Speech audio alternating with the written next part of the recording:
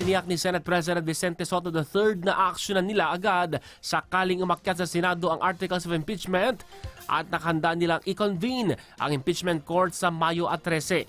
Nagpatawag po si Soto ng All-Members Caucus o yung pulong, lalo't crucial anyang timetable dahil magse-session break na ang Senado sa Hunyo. Narito po ang aking report.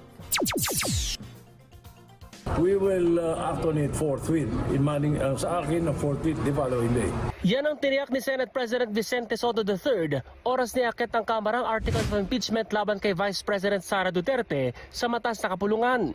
Una nang sinabi ni House Committee on Justice Chairperson Jervy Luistro na target nila itong isumite sa plenaryo sa May 11 kung saan kailangan ng 1/3 votes ng mga kongresista para tuluyang mayakyat sa Senado. O, then 12, tatasmit nila.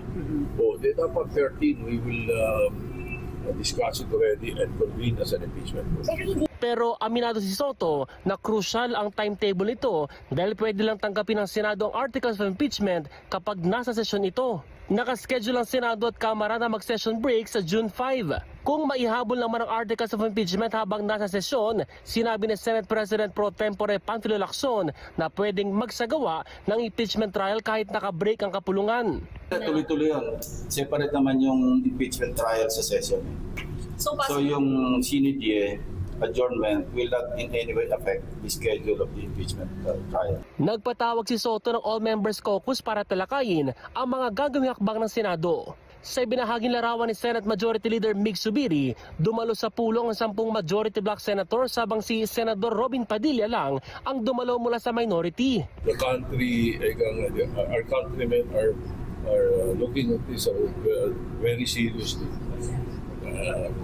Monitor nila sa House. So they will expect us to do our job once we receive it.